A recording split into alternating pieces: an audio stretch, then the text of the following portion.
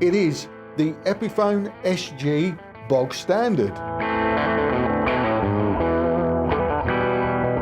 There's nothing fancy about it. They haven't farkled it. It's not a knockoff, is it, this? It's the right shape, isn't it? There are a lot of cheaper brands, budget brands that make much cheaper versions. They're all a bit like that, aren't they? You know, they've all got a horn in the wrong place or something stupid on the headstock. If you fancy an SG for not a lot of money, it is the real deal.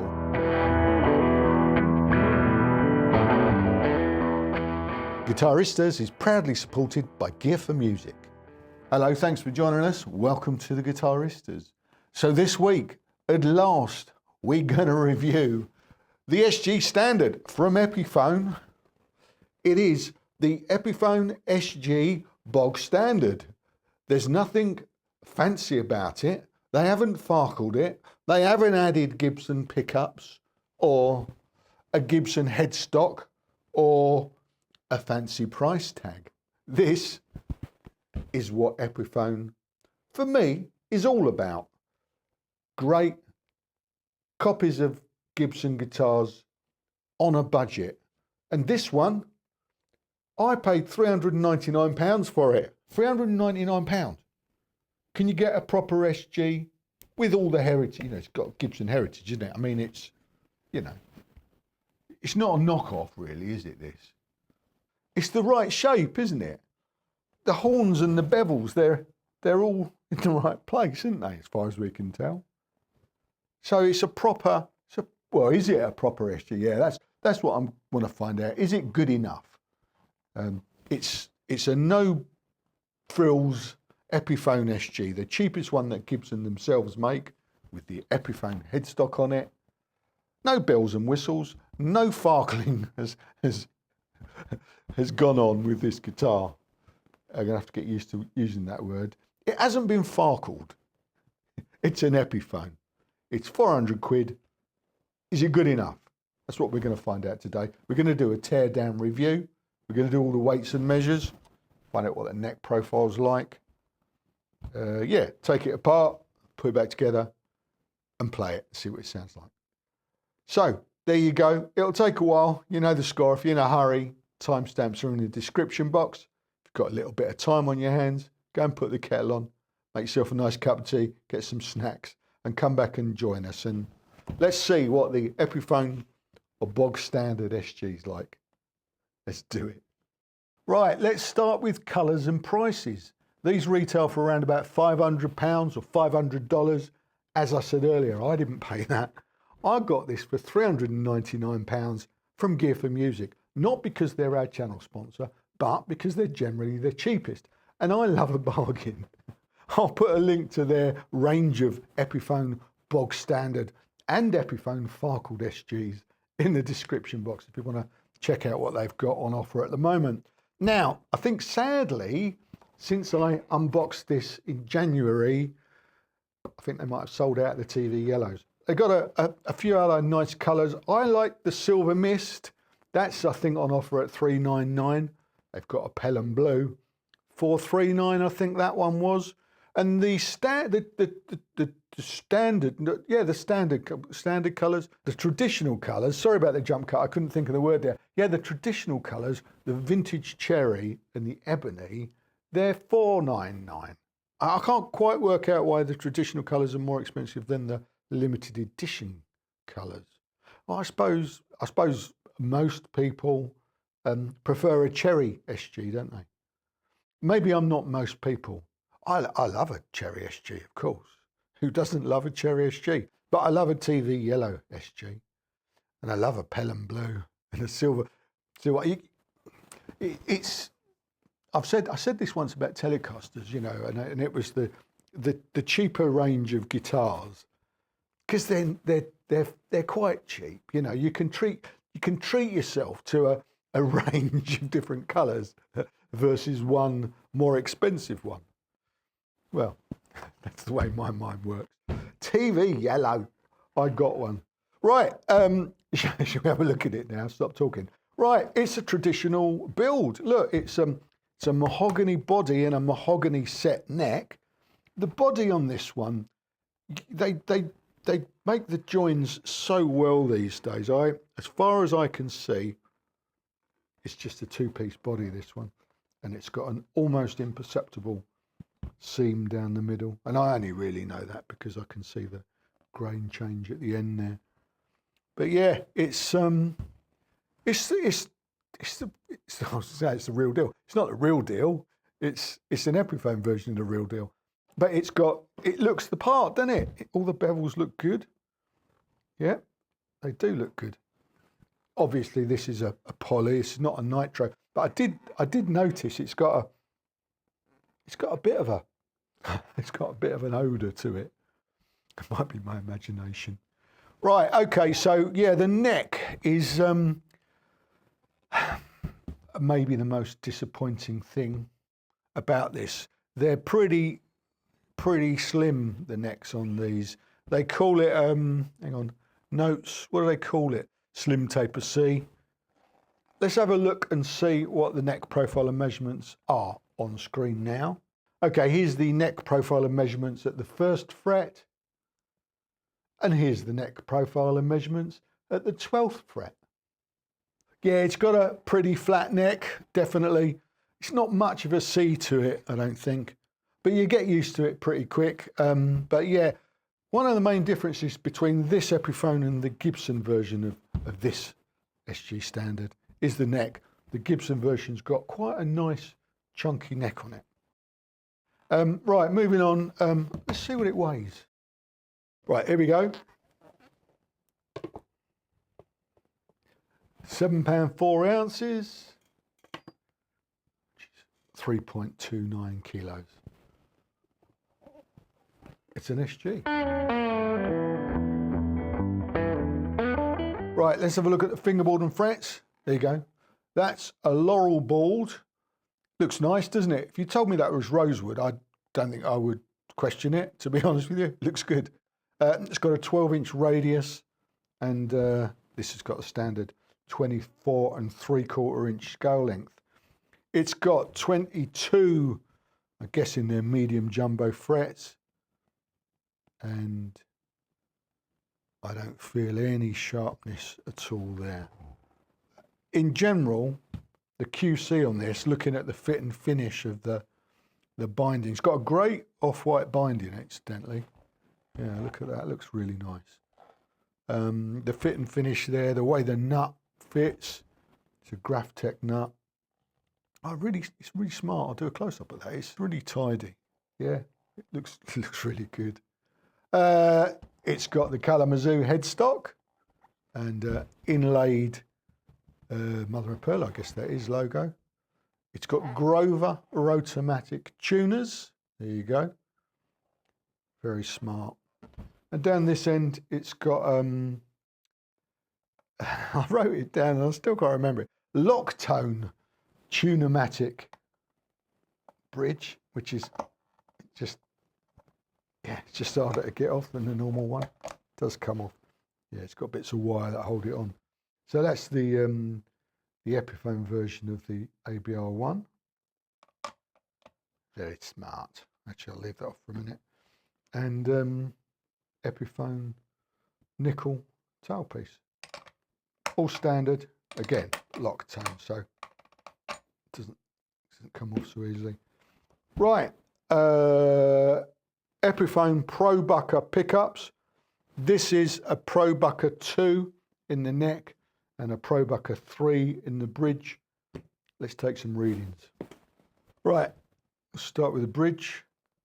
8.44K, and the inductance is 4.86 Henrys. Let's go to the neck. A 7.75K with an inductance of 4.46 Henrys. There you go. And the middle, just for fun, 4.04 kilo ohms. There you go.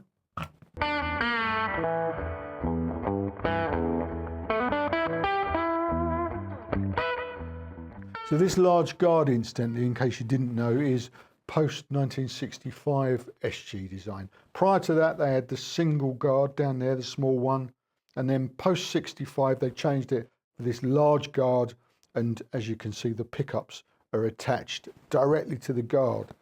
Sometimes you'll see these at odd angles, and I think that largely depends on maybe what's holding them up underneath or the strength of the springs. Sometimes if the springs aren't strong enough, they'll just go at an angle. To me, this looks right because they're flat to the body. But of course, then they're actually, you might say, an incorrect angle to the strings. When the strings are on there, you'll see what I mean. But there are ways to fix that by putting padding underneath and stuff. Let's have a look and see what is underneath at the moment. Will that come over? Yeah. Yeah, oh, that's good. That comes directly over the bridge post, so I won't have to readjust the action. My brain's really not working today. So this is a cavity. You can see the neck tenon comes down to there.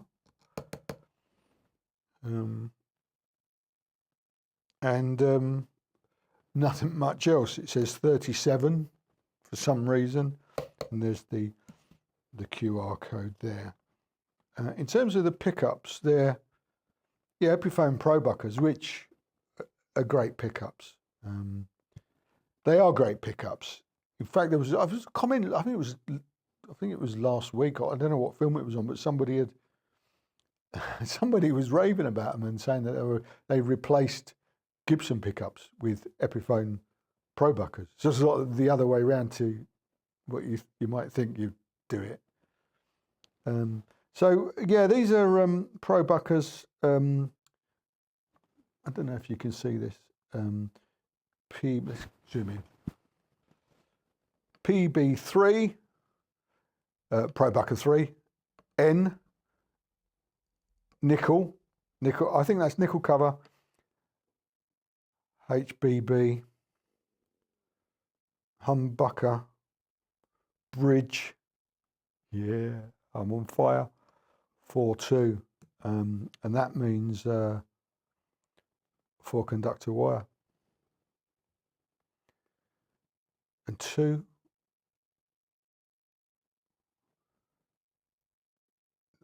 Yeah, something like that. And then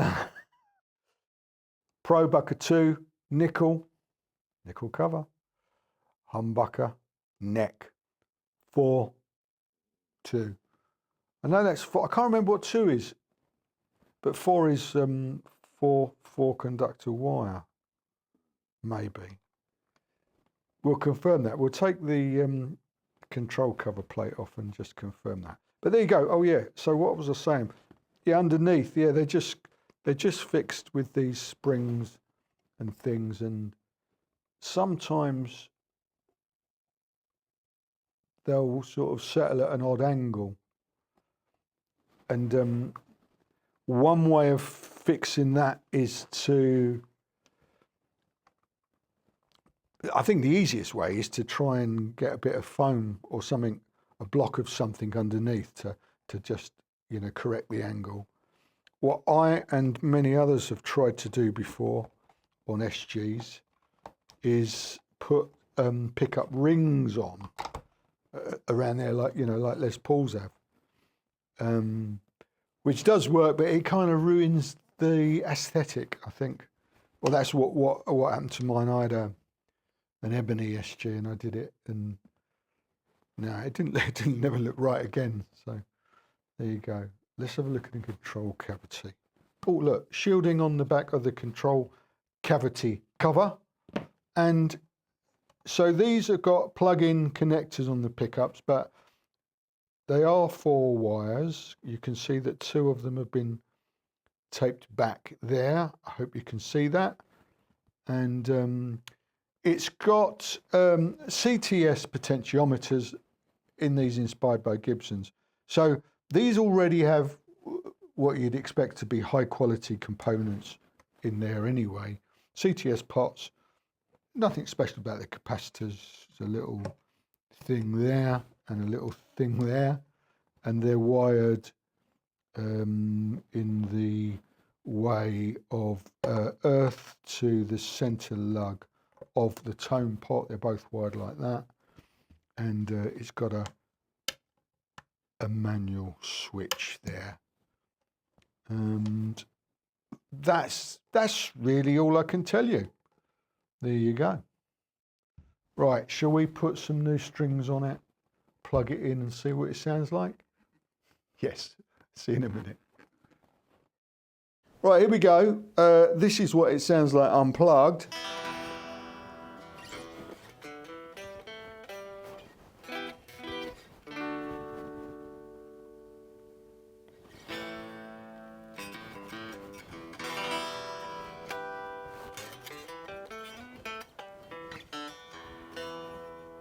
Sounds all right, doesn't it? I'm using the same rig as always. The Princeton 65 through the aux attenuator. Somebody asked me this week what the settings were. So here's a shot of it. There you go. I haven't changed those settings in ages, honestly. I use the same settings and the same rig on the board. Again, I've got the clone and the rat. I'll show you if I use them. I use the same rig because it gives us a chance, I think, to hear what the guitar sounds like. You know, so you can compare week to week different guitars, same rig, okay? So I think it's easier to get an idea of what this sounds like. This week, the SG sounds like, oh, hang on. Before we do this, let's get the elephant out of the room. Does it neck dive, Cole? Well, yeah, I mean, it's an SG with Grover tuners, which are quite heavy themselves. So, yeah, you've got a little bit of dive there. Now, as I've said before, I tend to play the guitar holding the neck. So, you know, I've never considered it a problem whatsoever. So don't let that put you off trying an SG. Don't listen to what anyone says. Just pick it up. You know, rest your arm there, it'll be fine. You won't drop it. Stick a strap on if you think that helps. Do any of the things that people suggest. I mean, some people suggest sticking fishing weights in there to balance it out. I think that's a daft idea personally. I think you should just get on with it as it is and appreciate the benefits of it rather than what some may see as a drawback. I don't see it as a drawback whatsoever. I don't even think about it. So there you go. That's my tuppenny worth. Shall we see what it sounds like now? It sounds like this.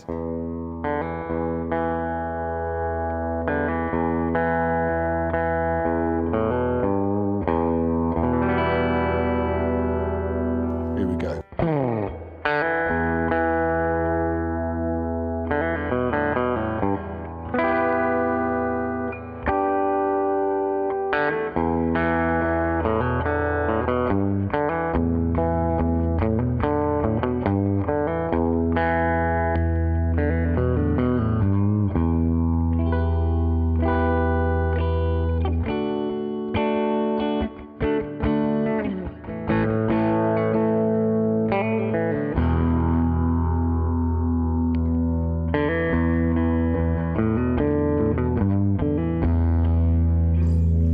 Nice.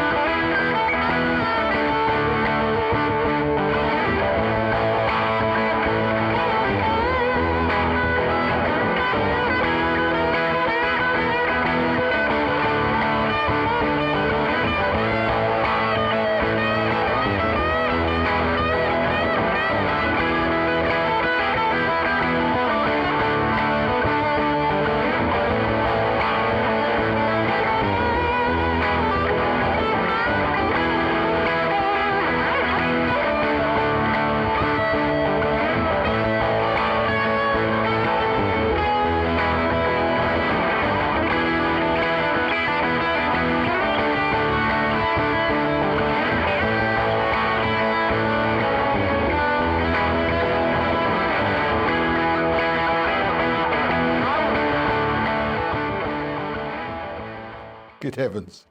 So that was me yesterday having a little bit of a wig out. I do tend to get carried away, I'm sorry. Yeah. I've got some Vitus fingers. Is that a thing? Some Vitus fingers? Where basically they just start doing something and your fingers, well, their fingers tend to take over, but it's not that, is it? It's obviously something going on in there. And you're not really, I suppose it's a nice place to be when you're playing a guitar. You're not actually really thinking about it.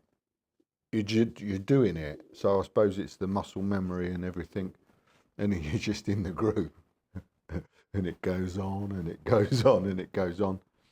I had a real good little session yesterday, actually. I recorded for, I was about 75 minutes I was playing yesterday, which is quite a long, well, that gives you an idea. So 75 minutes, and I've probably used only about 10, maybe 10 minutes. Don't normally use much more than that in the playing. And it's all improvised, as if you couldn't tell. There's nothing, I mean, obviously, you know, I've got the licks somewhere in there. And I'm kind of finding my way around the fretboard now, which I'm getting more comfortable in that key anyway, E minor or G, whatever you want to call it. That's the easiest key. See me trying to play in B flat, and it's a different story. But anyway, so I just wanted to say, yeah, I enjoyed it. Thanks for indulging me. And hopefully it showed what the guitar sounds like. It's there was a little bit of clean at the beginning, and then obviously I put a little bit of drive on, because that's what you do with an SG, isn't it? It's, you know, but there was sufficient clean there, I think, with both pickup settings for you to hear. They're nice. They're nice. They're proper kind of vintagey in terms of the output level. As you probably saw from the readings, they're very burst bucker kind of levels. They're vintagey sounds around about, you know, 8K. So they're just pushing the amp enough with this rig to, you know, just kind of give it a little bit of hair. And what I was saying earlier about using the same rig every week, if you listen to last week when I did the Gretsch pickups were hotter, and you could hear that. They were pushing it a little bit further, you know, into breakup. And that's kind of the difference you can hear. So say, oh, okay, these pickups are good, but you might want to add a little bit more gain to the amp or the board, you know, on the clean setting to get that breakup, edge of breakup, you know. I mean, it was edge of breakup, but, you know, you might want a little bit more hair on it, depending on your taste. You know what I'm saying, don't you? But they're good. They're pro buckers, and they were, you know, they did the job nicely. And what is great about SGs is that the neck is normally nice and open sounding and bright, and that's absolutely the case on this. But it had a load of bottom end on it as well, so the guitar sounds good. The guitar sounds good.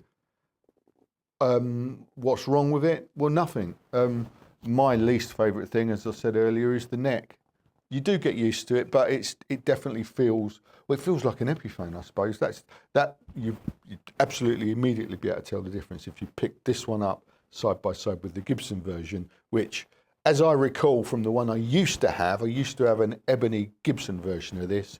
It had a nice proper chunky neck on it. So that's probably one of the main differences. Would they sound much different? Well, you know where this is going, don't you?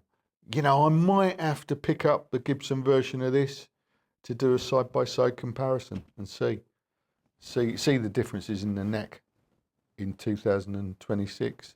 See if they're still making that. Because a lot of people say, oh, I want an SG with a chunky neck. And I think that's the one that you probably need to go for. So I might need to find out and see if they sound any different.